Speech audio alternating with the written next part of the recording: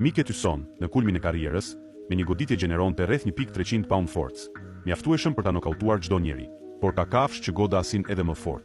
Kanguri i kuq arrin deri në 1.500 pound force, aq sa të shtyp gjoksin e një njeriu me një goditje të vetme. Pastaj vjen shimpanzeja, që shkon në 1.800 pound force, mjaftueshëm për të thyer nofullën e njeriut sikur të ishte prej qelçi, por kjo nuk është asgjë krahasuar me arin e murr. Me mbi 350 kg muskuj, një goditje e tij nga lart poshtë arrin 2.500 pound force, një nivel tjetër brutaliteti.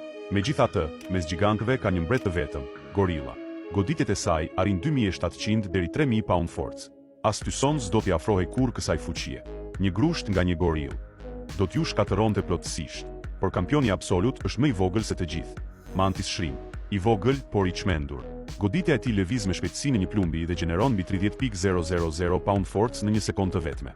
Një goditje aq ekstreme, sa thyen Guasca, çaj qelçi, dhe do të shkatëronte çdo makinë boksi të krijuar ndonjëherë.